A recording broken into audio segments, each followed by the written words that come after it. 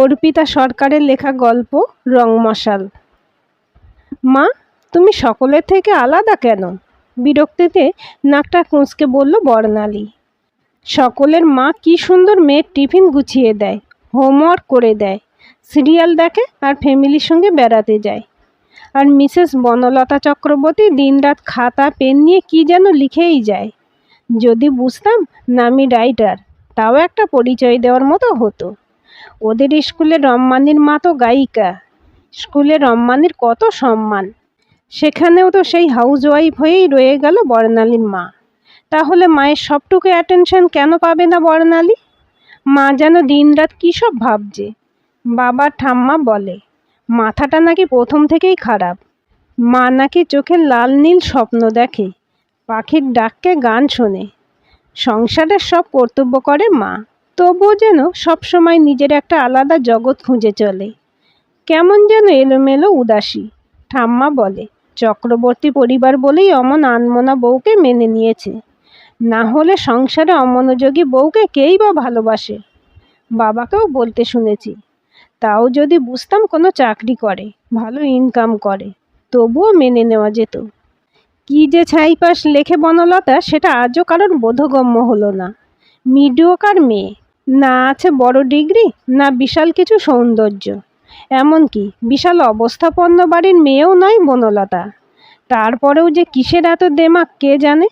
হ্যাঁ, পাড়া প্রতিবেশী বনলতার এই নির্লিপ্ততাকে অহংকার বা দেমাক নামেই অভিহিত করেছিল। অবশ্য এই আলোচনার কেন্দ্রবিন্দুতে যে মানুষটা, সে কিন্তু একেবারেই নিরুদ্বেগ। নিজের মনে সংসারের কাজ করে, নিজের মনে ডায়েরির পাতায় হাবিজাবি লেখে, আনমনে তাকিয়ে থাকে আকাশের দিকে। বর্ণালী মাকে একবার জিজ্ঞেসও করেছিল, আকাশে কি আছে মা? মা বলেছিল, মুক্তির স্বাদ, এক মুঠো স্বাধীনতা। বর্ণালী না বুঝেই নেমে এসেছিল ছাদ থেকে। অদ্ভুত ওর মা। মায়ের এই অনাসৃষ্ট আচরণের জন্যই বর্ণালীর বেশি ভাব ছিল বাবা ঠাম্মার সঙ্গে। ঠাম্মা বলতো, পাগল বুঝলি, না হলে নিজের ভালো বোঝে না। বাবা বলে, কেন যে এমন স্বাভাবিক নয় তাই বা কে জানে। রাগ হতো বর্ণালীর, ভীষণ রাগ।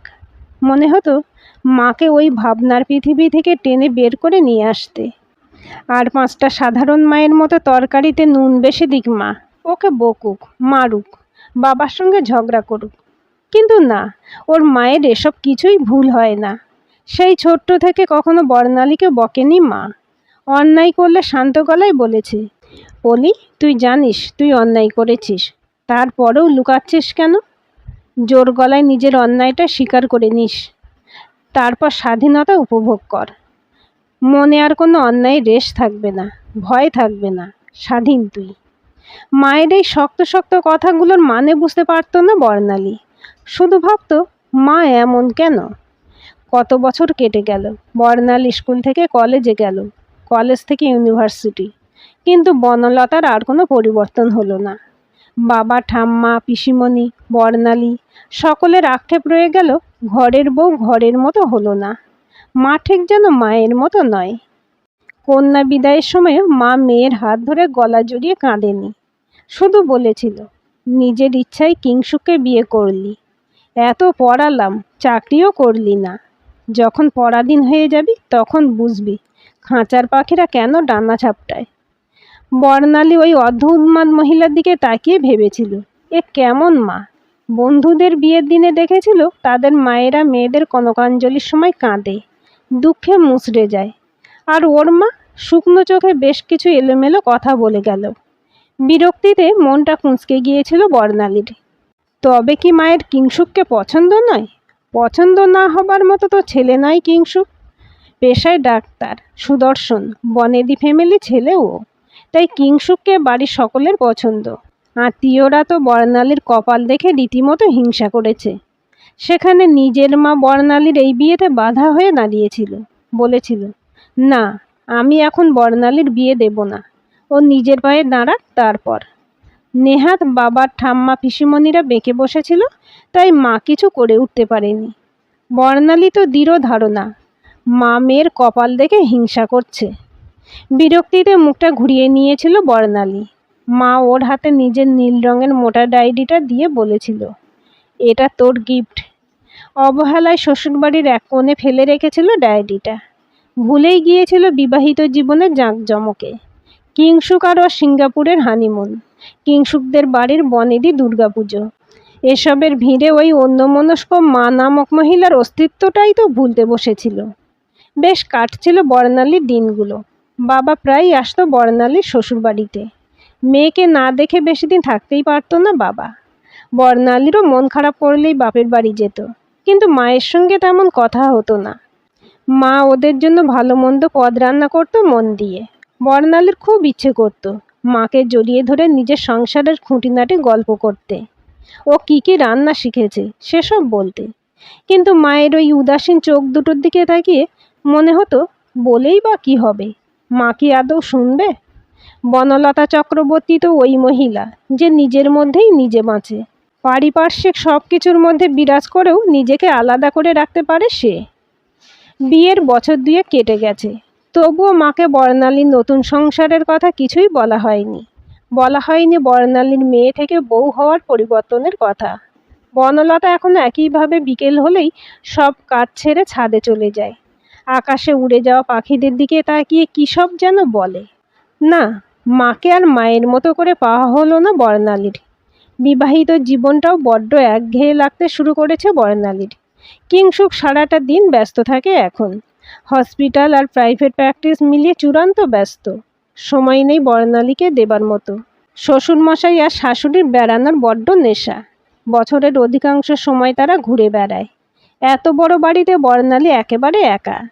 কিছু একটা করতে হবে। কতক্ষণ আর মুভি দেখে বই পড়ে সময় কাটে মানুষের। কিংসুককে বলতে গিয়েছিল বর্ণালী।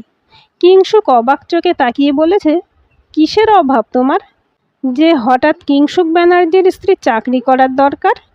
দেখো বর্ণালী, তুমি বিয়ের আগে থেকেই জানতে আমাদের বনেদি ফ্যামিলি, এ বাড়ির মেয়েরা জব করতে বেরোয় না। তুমি বাড়িতে যা খুশি করো, কিন্তু প্লিজ এভাবে ব্যানার্জি বাড়ির সম্মান নিয়ে ছিনিমিনি খেলো না। কয়েকটা টাকার জন্য তুমি ছোটোখাটো অফিসে ঘুরবে, এটা হয় না। কিংসুকের উত্তর পেয়ে গেছে বর্ণালী। বাড়িতে 4টে কাজের লোক, তাই কাজকর্মও তেমন নেই। অবসর কাটাতে কাটাতে ক্লান্ত হয়ে যায় ও। শপিং করে, পার্লারে গিয়ে বন্ধুদের ডেকে আড্ডা দিয়েও যেন মনের মধ্যে একটা অস্থির হাহাকার করছে বর্ণালীর। দিনরাত মনে হচ্ছে বড্ড একা ও। সেদিন বাইরে বৃষ্টি হচ্ছিল। কাঁচের জানালাতে এসে বৃষ্টির ফোঁটাগুলো সজোরে আঘাত করছিল। বর্ণালী নিজের বিছানায় শুয়ে বৃষ্টির তাণ্ডব দেখছিল একা একা। আচমকা মায়ের সেই মোটা ডায়েরিটার কথা মনে পড়ল বর্ণালীর। বছর দুয়েক আগে মা দিয়েছিল ওকে ওর বিয়ের গিফট হিসেবে। আলমারির এক কোণে অবহেলায় পড়েছিল এতদিন, খুলেও দেখা হয়নি। বর্ণালী বৃষ্টি ভেজা দুপুরে মায়ের ডায়েরিটা খুলে বসলো।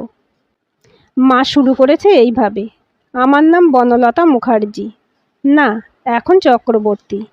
কিভাবে যেন এতদিনের পরিচিত সারনেমটা বদলে গেল। একটা অপরিচিত পরিবেশে এসে বুঝলাম বনলতার আলাদা কোনো অস্তিত্ব নেই। সে শুধু চক্রবর্তী বাড়ির বউ। এদের মনোরঞ্জন করাই তার একমাত্র কাজ। সুন্দরী নই, ব্রিলিয়ান্ট নই, বাবার অবস্থাও তেমন ভালো নয়। তাই বনলতার আলাদা ভাবনা থাকতে পারে না। তাকে মিশে যেতে হবে চক্রবর্তী বাড়ির নিয়মের সঙ্গে। কবে যেন আমি মানুষটাই হারিয়ে গেলাম। খুব ইচ্ছে করতো স্বাধীনভাবে বাঁচি। পাখিগুলোও যেন আমার থেকে ধনী, অন্তত ডানা মেলে উঠতে পারে। আর আমি ঝাপটাতেই ভুলে গেছি। শুধুই বৌমা, শুধুই স্ত্রী, শুধুই মা নিয়ে বেঁচে আছে বনলতা। কিন্তু আমার গল্পের নায়িকা বর্ণালী জিতবে। সে স্বাবলম্বী হবে। সে হবে নামী লেখিকা। মা একটা বিশাল উপন্যাস লিখেছে রংমশাল নামে, যার নায়িকার নাম বর্ণালী চক্রবর্তী। মেয়েটি লেখিকা, তার অবসর কাটে লেখালেখি করে। উপন্যাসের শেষে বর্ণালী একাডেমি পুরস্কার নিতে যাচ্ছে। ডায়েরিটা বুকে জড়িয়ে ধরে অনেকক্ষণ কাঁদলো বর্ণালী। আর দেরি না করে ম্যানুস্ক্রিপ্টটা নিয়ে ছুটলো কয়েকজন প্রকাশকের কাছে। বেশ কিছু প্রকাশক ম্যানুস্ক্রিপ্টটা রেখে যেতে বললেন, কিছুটা অনাগ্রহ ভরেই। অপরিচিত রাইটারের লেখা ছাপাতে তারা খুব বেশি আগ্রহী নন। না, বনলতা মুখার্জির লেখা এভাবে ফেলে রেখে যেতে মন চাইছিল না বর্ণালীর। শেষ পর্যন্ত ডায়েরিটা আঁকড়ে নিয়ে বাড়ি ফিরে এলো বর্ণালী। বিয়েতেও অনেক গয়না পেয়েছিল বর্ণালী। তাছাড়াও টাকার অভাব নেই ওর। কিংসুক এমনিতেই যথেষ্ট টাকা পয়সা দেয় ওকে।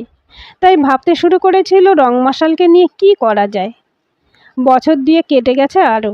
বনলতা এখন আরও চুপচাপ, নিজের মতো গুছিয়ে নিয়েছে নিজেকে। কোনো আক্ষেপ নেই, নেই কোনো চাহিদা। দিনরাত খাতা ভর্তি করে লিখে চলেছে আত্মমগ্ন হয়ে। কেউ পড়বে কিনা, আদৌ কোনো দিন ছাপা হবে কিনা সেদিকে নজর নেই বনলতার। নিজের সত্তাকে বাঁচিয়ে রাখার আপ্রাণ চেষ্টা যেন। বর্ণালী বাপের বাড়ি এলেই দেখে তার আত্মমগ্ন মাকে, বহির্জগৎ থেকে বিচ্ছিন্ন ধ্যানস্থ এক নারী। বর্ণালী অনেক দিন পরে বাপের বাড়ি এসেছে। মাকে জড়িয়ে ধরে বলল, মা, সিনেমা দেখতে যাবে? বনলতা মেয়ের দিকে অপলক তাকিয়ে বলল, বছর 20 আগে একবার মুভি দেখতে গিয়েছিলাম তোর বাবার সঙ্গে। সিনেমা হল থেকে বেরিয়ে তোর বাবাকে বলেছিলাম, ওই সিনেমার কাহিনীতে অনেক গড়মিল আছে। সেদিনই তোর বাবা বলেছিল, এত জ্ঞানী মানুষের সঙ্গে নাকি সিনেমা দেখতে আসা উচিত হয়নি। তারপর আর যাওয়া হয়নি। বর্ণালী নিজে পছন্দ করে একটা শাড়ি পরিয়ে দিল মাকে, সাজিয়ে দিল সুন্দর করে। বনলতা হেসে বলল, তুই খুব রাগ করিস না রে আমার উপরে? আমি তোর ভালো মা হতে পারলাম না বলে? কি করব বল? আমি শুধু বউ আর মা হয়ে বাঁচতে পারি না যে। আমার মধ্যে নারী সত্তাটা বারবার বিদ্রোহ করে বলে ওঠে, বনলতা, তুমি নিজে কোথায় এর মধ্যে? কোথায় হারিয়ে যাচ্ছে তোমার পরিচয়টা? কাউকে বোঝাতে পারি না। মা স্ত্রীর উপরেও আমি একজন স্বতন্ত্র মানুষ, তার নিজেরও কিছু চাহিদা আছে। বর্ণালী বলল, মা প্লিজ, আজ এসব কথা থাকুক। বাবা, পিসিমণি সবাই রেডি হয়ে বসে আছে গাড়িতে। বনলতা বলল, ওরাও যাবে বুঝি? তুই আর আমি আজ একা গেলে হতো না? বর্ণালী মাকে জড়িয়ে ধরে বলল, চলো না সবাই মিলে। বিশাল একটা হলে ঢুকলো ওরা। বনলতা চোখ ধাঁধিয়ে যাচ্ছে আলোয়। বনলতা ফিসফিস করে বলল, সিনেমা হল কোথায় রে? এ কোথায় আনলি তুই? বর্ণালী এগিয়ে গিয়ে বলল, মিসেস রত্না গোস্বামী, এই যে আজ রংমশালের কাহিনীকারকে নিয়ে এলাম। ভদ্রমহিলা বনলতার হাত দুটো ধরে বলল, ম্যাডাম, আমি রংমশালের পরিচালক। অদ্ভুত এঁকেছেন আপনার বর্ণালী চরিত্রটা। কিছু সংলাপ অ্যাড করতে হয়েছে আমাকে, বাকি পুরোটাই আপনার স্ক্রিপ্ট। আমরা নায়িকার নাম আর সিনেমার নামও কিন্তু অপরিবর্তিত রেখেছি। চলুন, প্রিমিয়ার শো শুরু হবে। আশা করি বক্স অফিস হিট হবে এটা। বর্ণালী অনেকের সঙ্গে হেসে হেসে কথা বলছিল। বনলতার মাথায় এখনও সবটা ঢোকেনি। আর একজন ভদ্রলোককে নিয়ে এসে বর্ণালী বলল, মা, আমি আর ঐক্য রায়চৌধুরী এই মুভিটা প্রডিউস করেছি। নিচে আলোর মধ্যে পর্দায় বড় বড় অক্ষরে ভেসে উঠল বনলতার নাম, কাহিনীকার বনলতা মুখার্জি। কানে কানে ফিসফিস করে বর্ণালী বলল, মা, চক্রবর্তী নয়, মুখার্জি রেখেছি তোমার সারনেম। অন্ধকার ঘরে চোখ দিয়ে অনবরত জল ঝরছে বনলতার। পর্দার উপর নিজের সৃষ্ট চরিত্রদের আনাগোনা দেখছে ও। বর্ণালী লেখিকা হিসেবে একাডেমি পুরস্কার নিতে যাচ্ছে দিয়েই শেষ হলো সিনেমাটা। প্রশংসায় ভরে উঠেছে গোটা হলে দর্শকবৃন্দ। বনলতা মেয়েকে জড়িয়ে ধরে বলল, আমি বর্ণালীকে এমন দেখতে চেয়েছিলাম, অন্যের ইচ্ছের পুতুল নয়। বর্ণালী বলল, মা, আমি তোমার পরের গল্পের মুভিটার ডাইরেক্টর হব। আর শোনো, এই চেকটা তোমার। বনলতা হেসে বলল, রংমশাল তোর বিয়ের গিফট ছিল, তাই ওটার থেকে কোনো টাকা তো আমি নিতে পারবো না রে পাগলি। তুই বরং আমার পরের গল্পটার পারিশ্রমিক দিস। বর্ণালী বলল, মা, তোমার বর্ণালী যদি লেখিকা না হয়ে ডাইরেক্টর হয়, তুমি অখুশি হবে? বনলতা কান্না ভেজা গলায় বলল, আমি শুধু এটুকুই চাই, তুই স্বাধীনতা শব্দের মানে বোঝ। পরজীবী হয়ে নয়, স্বাধীনভাবে বাঁচতে শেখ। নিজের ইচ্ছেদের ডানা মেলে উড়িয়ে দিতে শেখ মুক্ত আকাশে। বর্ণালীকে একটু সাইডে ডেকে নিয়ে গিয়ে বাবা আর পিসুমণি বলল, হ্যাঁ রে, সত্যিই এই সিনেমার গল্পটা বনলতার লেখা? বর্ণালী হেসে বলল, হ্যাঁ বাবা, আসলে আমরা সবাই মাকে এতটা আন্ডার এস্টিমেট করতাম যে আমরা এখনও ভাবতেই পারছি না এটা মায়ের লেখা। আমিও সবসময় মাকে মা হিসেবেই দেখতে চেয়েছি, একজন স্বাধীনতাকামী নারী হিসেবে নয়। জানো বাবা, অবহেলার যে এত বড় শক্তি হতে পারে আমার ধারণাই ছিল না। ঠিক যবে থেকে কিংসুকের কাছ থেকে আমি টেকেন ফর গ্রান্টেড হয়ে গেলাম, তখন থেকেই আমার মধ্যে শক্তিটা জেগে উঠল। একটা কিছু করতে হবে, ইচ্ছেটা মাথায় চাড়া দিল। এখন আমি বনলতা মুখার্জির কষ্টটা বুঝতে পারি, ভীষণভাবে বুঝতে পারি। তুমি শুধু দেখো বাবা, মায়ের গল্পের বর্ণালী একদিন নিশ্চয়ই বেস্ট ডিরেক্টর অ্যাওয়ার্ডটা পেতেই হবে। বনলতা মুখার্জি রং মশালের বর্ণালীকে জেতাতেই হবে। বনলতা দৃঢ়তার সঙ্গে বলল, জিতবেই আমার বর্ণালী। আমি যে রোজ একটু একটু করে এঁকেছি ওকে, একটু একটু করে কঠিন করেছি ওর মনের তরল কষ্টগুলোকে, ইস্পাতের মতো করে গড়েছি। কোনো ঝড়ই ওকে যেন না ভেঙে পড়তে হয়, তাই ওকে আমি এতটাই শক্তি দিয়েছি যে ও জ্বলবে রং মশালের মতো। বর্ণালী বলল, মা, আমি বনলতা মুখার্জির জন্য গর্বিত। আমি তার সন্তান বলে গর্বিত। প্রিমিয়ার শোয়ের শেষে রবি ঠাকুরের সেই গানটা বাজছে যেটা বনলতা লিখেছিলেন রং মশালের শেষ লাইনে। আছে দুঃখ, আছে মৃত্যু, বিরহ দহনও লাগে, তবুও শান্তি, তবুও আনন্দ, তবু অনন্ত জাগে, তবু প্রাণ নিত্যধারা, হাসে সূর্য, হাসে তারা, বসন্ত নিকুঞ্জে আসে বিচিত্র রাগে। আজকের গল্পটি কেমন লাগলো কমেন্ট করে জানাবেন। ভালো লাগলে লাইক, হাইপ, শেয়ার করবেন। আর চ্যানেলটি সাবস্ক্রাইব করে বেল আইকনটি ক্লিক করে রাখতে ভুলবেন না।